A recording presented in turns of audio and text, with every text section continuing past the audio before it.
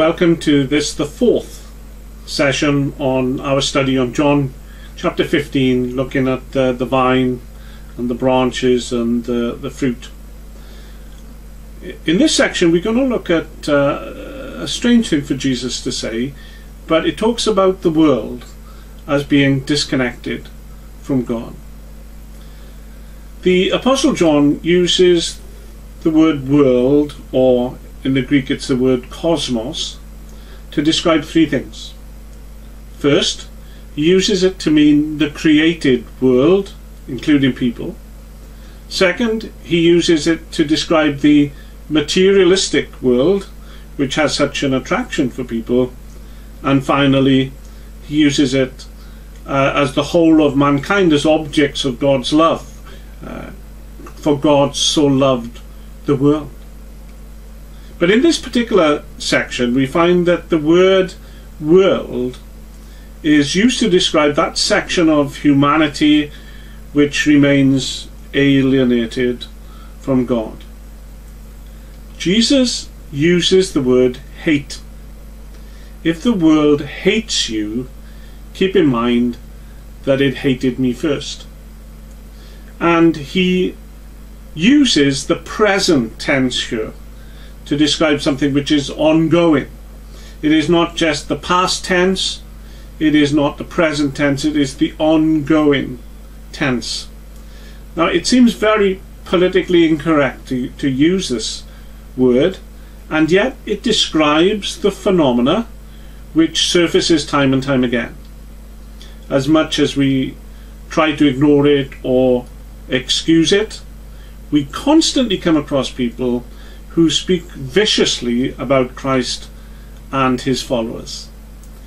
If someone doesn't believe in God, you would think that it would be a matter of indifference whether other people believed in God or not. But often, and particularly if they are public figures, they can be quite aggressive about Christianity and have no qualms about being offensive with it.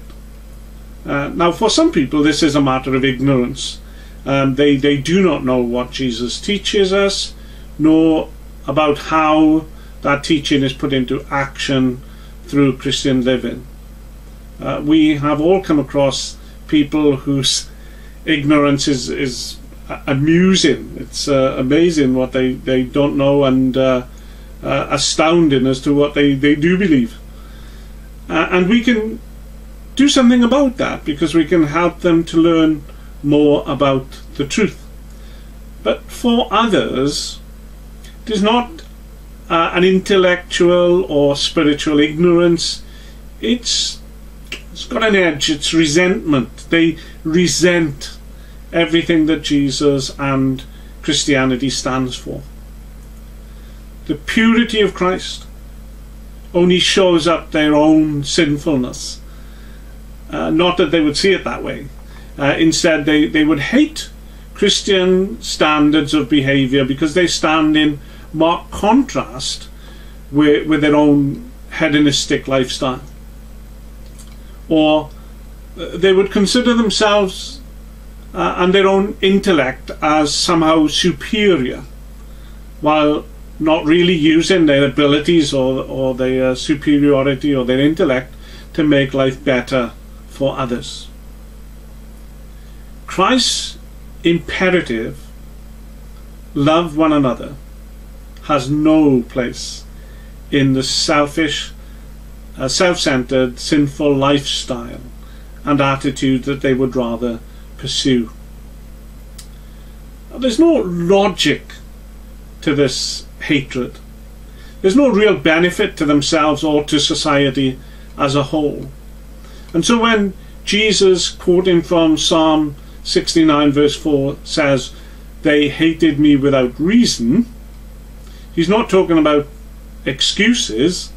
He's talking about the lack of integrated thinking, that reason up here.